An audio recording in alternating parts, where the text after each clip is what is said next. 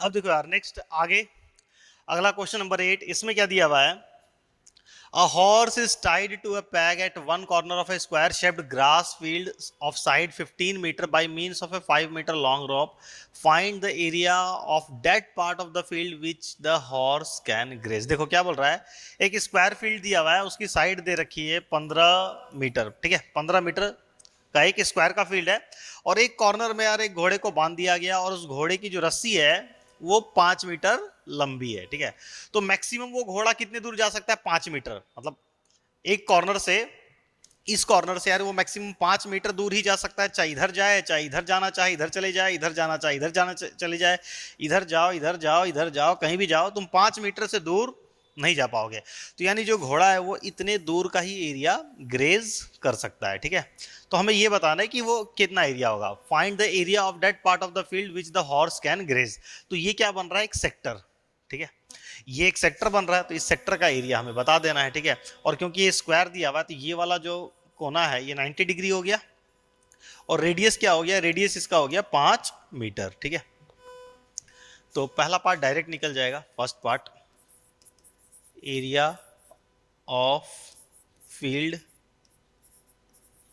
Grazed by horse, theta by 360 direct निकाल देते हैं, पाई आर स्क्वायर, पाई की जगह पे अगेन हमें यार 3.14 यूज करना है, ठीक है। थीटा कितना हो जाएगा? 90/360 इंटू 3.14 इंटू रेडियस कितना हो गया? 5/5, ठीक है। 90 से कट जाएगा ये 4 बार में, और फिर 2 से कट गया 2 बार में, और ये हो गया 1.57। तो 1.57 इंटू ये क्या बन गया? 25, ठीक है। ये बन जाएगा 25। तो 25 के बदले हम क्या लिख सकते हैं? यहाँ पे तो नीचे आ गया 2, 25 के बदले हम लिख सकते हैं 100/4। तो ये क्या हो जाएगा कैलकुलेशन हमारा?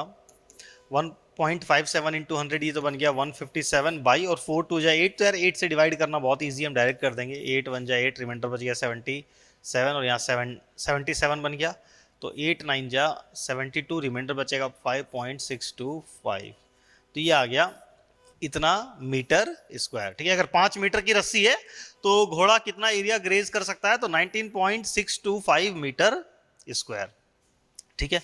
अब नेक्स्ट पार्ट में क्या बोल रहा है?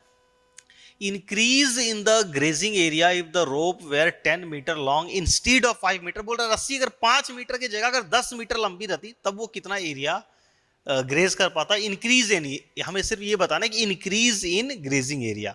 तो पहले हम ये निकाल लेते हैं कि अगर रस्सी 10 मीटर रहती तब वो कितना ग्रेज कर पाता, और माइनस कर देंगे फिर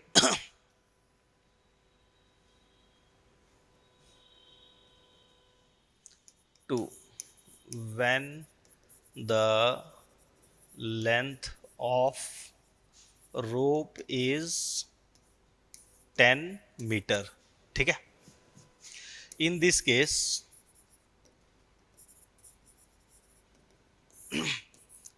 एरिया ग्रेज्ड बाई हॉर्स, ठीक है।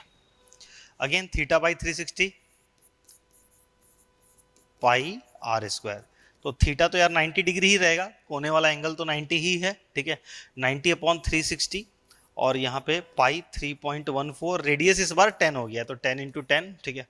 तो 90 से कट गया ये 4 बार में, और 2 से कट जाएगा 2 बार में, 2 से 1.57, 1.57 इंटू 100 करेंगे तो ये आ जाएगा 157/2, और 2 से इसको डिवाइड कर देंगे यार, तो 7 और 1 से 8, 78.5 मीटर स्क्वायर। तो ये आ गया। ये अगर रस्सी 10 मीटर लंबी रहेगी तब कितना एरिया ग्रेज करेगा? तब वो इतना एरिया ग्रेज करेगा। पहले कितना एरिया ग्रेज करा था? 19.625, अब कितना हो गया? 78.5। तो इंक्रीज इन एरिया कितना हो गया? Increase in area is equal to 78.5 minus 19 point कितना था? 19.625,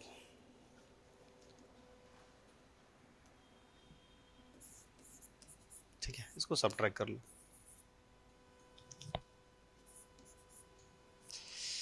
कैरी कर दी, यहाँ पे हो गया 15, 15 में से इसको दिए ये हो गया 10, 10 में से इसको दिए 10, 10 में से 5 गया 5, 9 में से 2 गया 7, यहाँ पे बचा 14, 14 में 6 चला जाएगा 8, यहाँ पे हो गया 77, 77 में से 19 माइनस कर दो 77, 67, 57 प्लस 1 कर दो 58, 58.875 मीटर स्क्वायर ये आ जाएगा इंक्रीज इन एरिया। बस यही बताना था यार इस क्वेश्चन में कि रस्सी को अगर 5 मीटर से 10 मीटर कर देंगे तो क्या फर्क पड़ेगा। ठीक है, तो आई होप कि क्लियर है यार, सब बहुत बहुत बेसिक लेवल है यार, बहुत बेसिक लेवल का क्वेश्चन दे रखा है फर्स्ट वाली एक्सरसाइज में। ठीक है, एंड आई होप कि ये वीडियो मैं रिकॉर्ड कर रहा हूँ शायद ही कोई बच्चा देख रहा होगा, क्योंकि ये क्वेश्चन सबसे खुद से ही बन गया होगा। ठीक है, अगला देखो, A brook is made with a silver wire in the form of a circle with diameter 35 millimetre. देखो एक दे रखा है ब्रोक, ये तुम देख सकते हो यहाँ पे क्या होता है ब्रोक। ठीक है, is made with a silver wire, silver wire से यार बना हुआ है। ठीक है, इन the form of a circle with diameter 35 millimetre. इसका जो डायमीटर है भाई ये 35 मिलीमीटर दे रखा है। ठीक है ना, the wire is also used in making 5 diameter which divide the circle in 10 equal sectors। देखो 5 डायमीटर दे रखा है, 1 2 3 4 5 डायमीटर बने हैं, और जो बाउंड्री है वो भी सिल्वर वायर से ही बनी हुई है। Brooch is made with a silver wire in the form of a circle with diameter, the wire is also used in making 5 diameter. ठीक है, तो 5 डायमीटर पे सिल्वर वायर का यूज हुआ है और बाउंड्री पे भी सिल्वर वायर का यूज हुआ है। ठीक है, find the total length of the silver wire required. तो इसको बनाने में टोटल सिल्वर वायर कितना लगा ये हमें बताना है। तो सिंपल है यार, 5 डायमीटर जोड़ दो 35, 35, 35 को 5 से मल्टीप्लाई कर दो, तो अंदर में कितना सिल्वर वायर लगा हुआ है ये पता चल जाएगा। ठीक है, और सरकमफेरेंस निकाल लो जो सर्कल का सरकमफेरेंस है। ठीक है, तो पॉइंट नंबर 1, तो सरकमफेरेंस निकालते हैं पहले। सरकमफेरेंस ये आ जाएगा 2 पाई आर, तो 2 इंटू 22/7 इंटू रेडियस कितना है 35/2। एक बात का ध्यान रखोगे, काफ़ी सारे स्टूडेंट हड़बड़ी में रेडियस के जगह पे हो सकता है 35 ले लें। ठीक है भाई, रेडियस नहीं है, 35 जो है ना वो डायमीटर दे रखा है, तो डायमीटर का आधा करना है 35/2। ठीक है, ये 2 और ये 2 कैंसिल हो गया, 7 से ही कट गया, 5 बार में 22 बचे 110, 110 मिलीमीटर। ठीक है, 110 मिलीमीटर, तो ये आ गया सरकमफेरेंस और length of 5 diameter, length of 5 diameter. तो 35 इंटू 5, 30 बचे 150, 25 150 और 25 175। ठीक है, 175 मिलीमीटर। तो total length of silver wire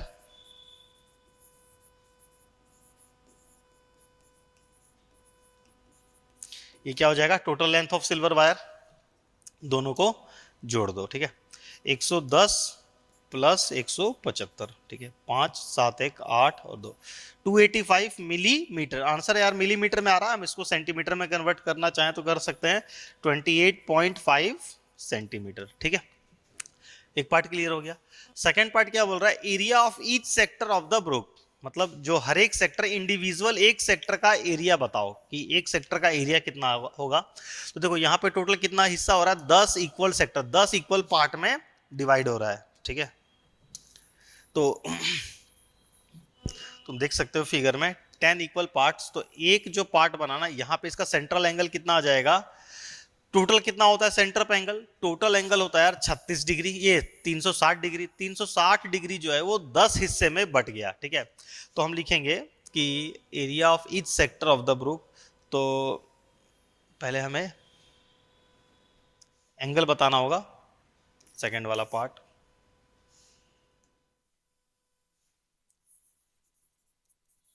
central angle of each sector, एक सेक्टर का एंगल क्या हो जाएगा 360/10 कर दो। ठीक है, तो कितना हो गया 36 डिग्री। एक जो सेक्टर बन रहा है ना उसका एंगल वहां पे कितना हो 36 डिग्री। तो अब हम निकाल लेंगे area of 1 sector,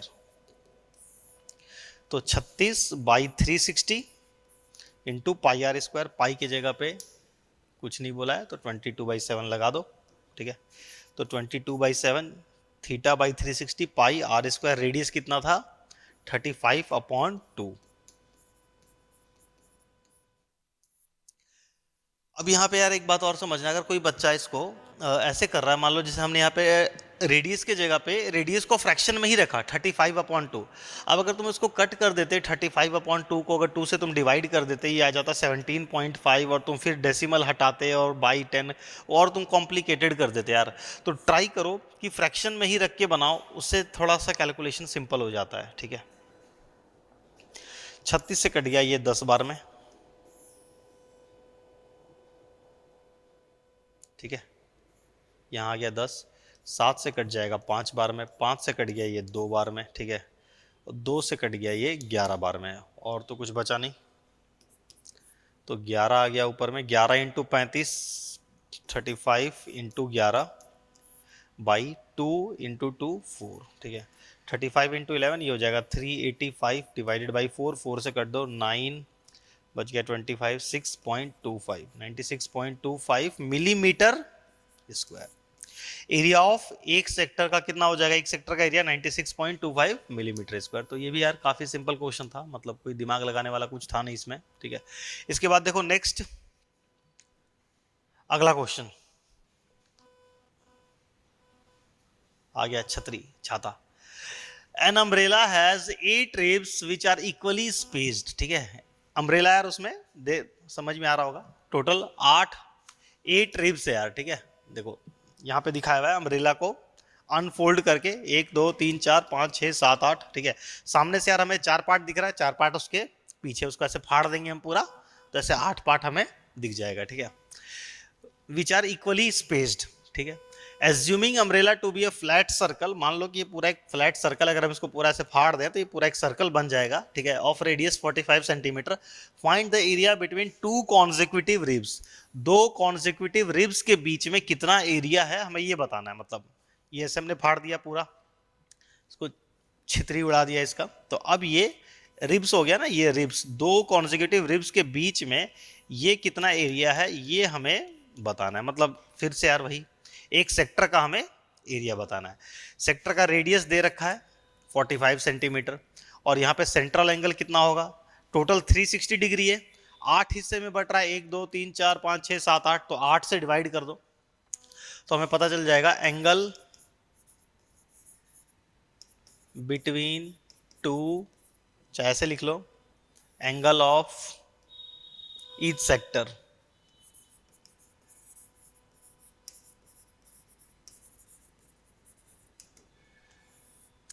three 360 degree, इसको हम 8 से डिवाइड करेंगे। ठीक है ना, तो ये आ जाएगा कितना 45 डिग्री। ये हमें पता चल गया कि ये वाला एंगल कितना हो रहा है, ये एंगल बन रहा है 45 डिग्री का। तो अब इसका एरिया निकाल दो यार। ठीक है, तो एरिया ऑफ सेक्टर, मतलब रिक्वायर्ड एरिया लिख देना है यहाँ पे, एरिया ऑफ सेक्टर की जगह पे रिक्वायर्ड एरिया जो हमें फाइंड करने बोला है, find the area between 2 consecutive ribs. ठीक है, तो एरिया ऑफ सेक्टर ना लिख के हम यहाँ पे लिख देंगे रिक्वायर्ड एरिया, जो हमसे पूछा जा रहा है रिक्वायर्ड एरिया। और ये मिलेगा कैसे, तो इस फॉर्मूले से मिलेगा, theta upon 360 pi r square, क्योंकि हम जिस चीज का एरिया खोज रहे हैं वो अपने आप में एक सेक्टर है। ठीक है, थीटा हमें पता चल गया यार 45 डिग्री, 45 अपॉन 360, पाई की जगह पे कुछ नहीं बोला है, 22/7 लगा दो, इंटू रेडियस कितना दिया हुआ है 45, तो 45 इंटू 45 कर दो। ठीक है, 45 से कट जाएगा ये 8 बार में। ठीक है, और तो यार कुछ कटता हुआ दिख नहीं रहा, 2 से 2 बार में और 2 से 11 बार में, तो 45 इंटू 45 इंटू 11, 45 इंटू 45, तो यार 45 इंटू 45 ये तो हम लोग इजिली मल्टीप्लाई कर लेंगे, 40, किसी भी नंबर के लास्ट में 5 लगा हुआ रहता है उसका स्क्वायर निकालना बहुत इजी है, 4 5 या 20, और 5 के पीछे 25 लगा दो, इंटू 11 बाई, यहाँ पे 7 बच गया और ये 2 बच गया, 7 2 जा 14, और लास्ट में फिर यार जो भी मल्टीप्लाई कर लो, जो भी आएगा उसको तुम 14 से फिर डिवाइड कर देना। 11 से मल्टीप्लाई करना भी ईजी है बहुत ज़्यादा, 5 5 2 7, 2 और 0 2 0 2 2, और लास्ट में आ गया 2। ठीक है, डिवाइडेड बाई 14, ये 14 अब तुम खुद से मल्टीप्लाई कर लो। ठीक है, ये मल्टीप्लाई बोल रहे, डिवाइड करना है 14 से, तो ये मिल जाएगा हमें उतना सेंटीमीटर स्क्वायर। ठीक है, क्लियर? आगे बढ़ते हैं, नेक्स्ट अगला क्वेश्चन देखो।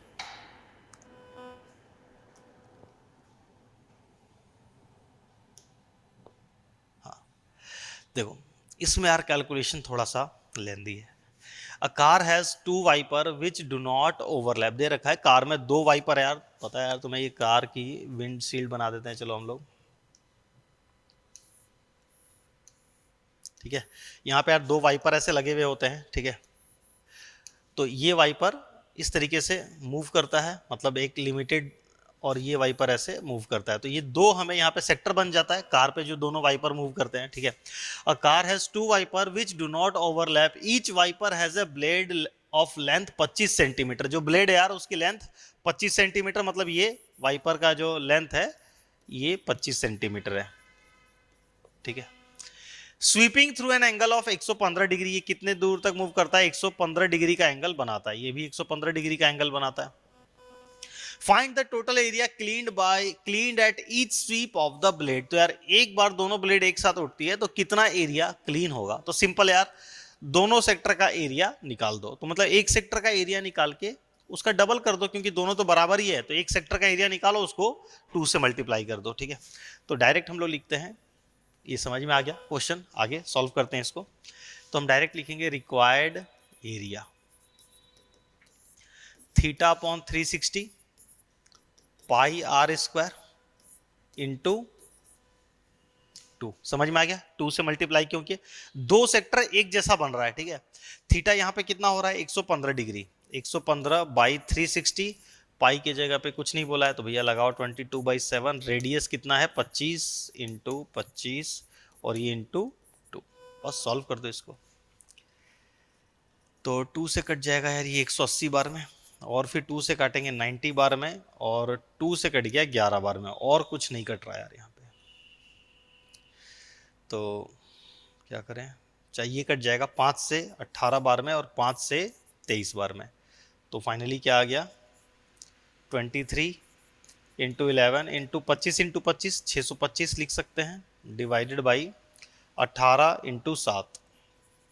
अब देखो यहाँ पे यार अगर हम 18 इंटू 7 मल्टीप्लाई कर दे 126 आ जाएगा, और ऊपर में यार इतने बड़े नंबर को 126 से हमें डिवाइड करना होगा, तो कैलकुलेशन लेंदी होता हुआ दिख रहा है, ठीक है। देखो तो पहले क्या करो 23 इंटू 11 कर लेते हैं, चलो तो ये हो जाएगा 2 2 3 5 और 1 3,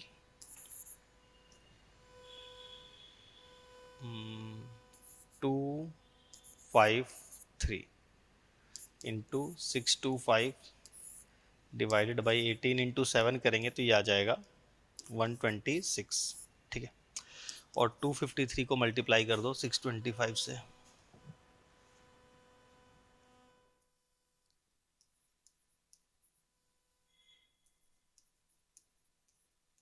ठीक है। 3 से मल्टीप्लाई करेंगे तो 600 इंटू 3 1800 ही आ जाएगा, 1875। 5 से मल्टीप्लाई करेंगे 600 3125 आ जाएगा ये, और 2 से मल्टीप्लाई करेंगे 1250 1250। 5 7 5 12 का 2 8 2 10 और 1 11, 1 3 5 3 8 3 2 5 और 1 158 158 डिवाइडेड बाई 126 सेंटीमीटर स्क्वायर, ठीक है। अब तुम अगर बुक में भी देखोगे तो बुक में भी इसी फॉर्म में आंसर को छोड़ दिया है, आगे और सॉल्व नहीं किया है, तो अब ये तुम्हारे ऊपर है यार, चाहो तो तुम भी, क्योंकि यार बहुत कॉम्प्लिकेटेड होता हुआ दिख रहा है, मतलब टाइम लग जाएगा, तो चाहो तो छोड़ सकते हो, लेकिन अगर चाहो टाइम है तुम इसको पूरा सॉल्व कर दो, ठीक है। तो अब देखो इसको हम लोग चलो कर देते हैं, पूरा सॉल्व कर देते हैं। देखो कैसे करेंगे। अब अगर हम इसको 126 से डिवाइड करना चाहे, मान लो चलो कि हमें अगर पूरा कैलकुलेट करना ही है, ठीक है, अगर हम इसको 126 3 डिजिट नंबर से डिवाइड करेंगे हमें ज़्यादा टाइम लगेगा, कम से कम एक बार 2 से ऊपर नीचे काट दो ताकि ये छोटा हो जाए, और फिर उससे डिवाइड करना हमारे लिए कॉम्पेरेटिवली ईजी रहेगा, तो हम 2 से डिवाइड कर देते हैं इसको ऊपर नीचे। तो अगर हम 2 से इसको डिवाइड कर दें तो 2 से तो कट के बन गया ये 63, और 2 से इसको काट देंगे, 2 7 जा 14, 1 8 9 बार में कट गया, फिर जाएगा नहीं 0, फिर ये 6 और फिर ये 2.5, ठीक है। 7906 2.5 बाई 63, तो अब 63 से इसको डिवाइड करेंगे तो फिर भी कॉम्पेरेटिवली ईजी है। तो अब चलो इसको डिवाइड करते हैं, 7906 2.5 को 63 से ईजिली डिवाइड हो जाएगा यार, ठीक है। तो कई बार देखने में लगता है ना कि बहुत ज़्यादा कॉम्प्लिकेटेड हो रहा है, तो कई बार डिवाइड करने से आसानी से हो जाता है, तो करके देखना पड़ेगा यार, ठीक है। तुम उसको इग्नोर नहीं कर सकते हो। तो 63 1 जा 63 माइनस की कट गया, 9 में से 3 गया 6, 7 में से 6 गया 1, 0 आ जाएगा। 63 3 से तो होगा नहीं, 2 से आ जाएगा 126, माइनस की 10 में से 6 गया 4, यहाँ 5 में से 2 गया 3, ठीक है 34, और फिर ये आ जाएगा, अभी क्या आया था 0, अब आ जाएगा 6, 346। तो अब देखो 60, तुम इसको 63 नहीं, तुम 60 समझो, 60 लिखा हुआ है, तो 65 जा 60 बचे 300, तो 63 है, 63 को अगर हम 5 से मल्टीप्लाई कर दें तो ये आ जाएगा 315।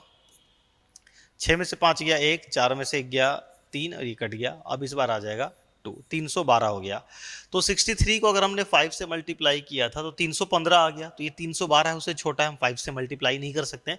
इस बार हम मल्टीप्लाई करेंगे 4 से, तो 63 इंटू 4 कितना हो जाएगा, 60 चौके 240, 3 चौके 12, 240 और 12 3, 240 और 12 252, 252, ठीक है।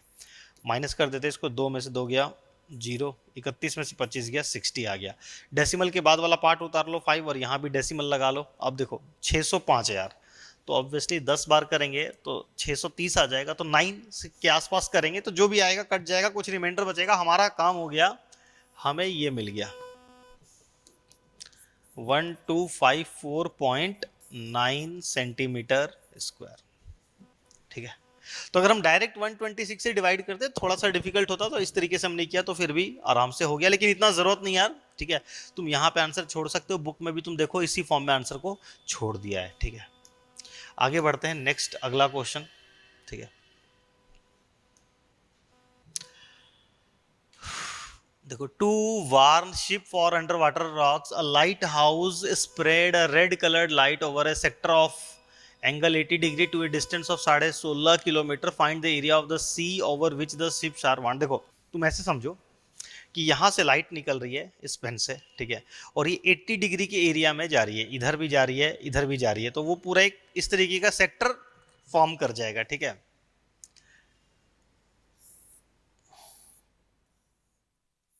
ये हो गया, और ये जा रहा है कितना, 16.5 किलोमीटर दूर तक। तो फाइंड द एरिया, तो हम डायरेक्ट लिख लेंगे यार इसको, रिक्वायर्ड एरिया, ठीक है। तो theta upon 360 pi r square, theta की जगह पे कितना हो जाएगा 80 अपॉन 360, पाई कुछ बोला नहीं है तो 22/7 लगा दो, रेडियस की जगह पे 16.5, देखो फिर यहाँ थोड़ा सा दिमाग लगाओ, रेडियस दिया हुआ है 16.5, तो अब अगर हम यहाँ पे 16.5 यूज करते हैं तो 16.5 जो ये 3 डिजिट का नंबर है, हमारे कैलकुलेशन लेंदी हो जाएगा। हम इसको क्या करेंगे, फ्रैक्शन के फॉर्म में कन्वर्ट करो, तो 16.5 को तुम फ्रैक्शन के फॉर्म में कन्वर्ट करोगे तो ये क्या बन जाएगा 33/2, ठीक है, इंटू 33/2। तो कैलकुलेशन तुम्हारा इससे ईजी होगा, ठीक है। तो अब देखो 0 0 कट गया, और 4 से 9 बार में ये चला गया, 4 से 2 बार में ये चला गया, और 2 से ये वाला 2 चला जाएगा, और इस 2 से ये 11 बार में चला गया, 3 से 3 बार में चला गया, 3 से 11 बार में चला गया, 3 से यार ये भी 11 बार में चला गया,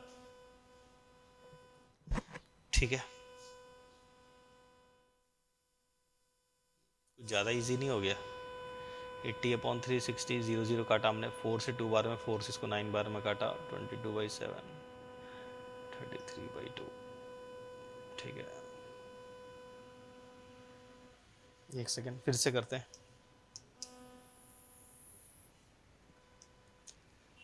80 अपॉन 360 इंटू 22/7 इंटू 33/2 इंटू 33/2, 0 0 गया, 2 से काट दो, 2 बार में, 2 से काटा इसको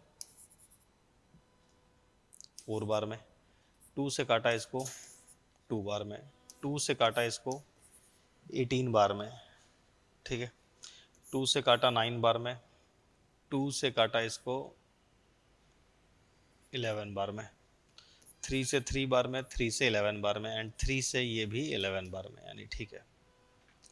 तो क्या आ गया हमारे पास 11 इंटू 11 इंटू 11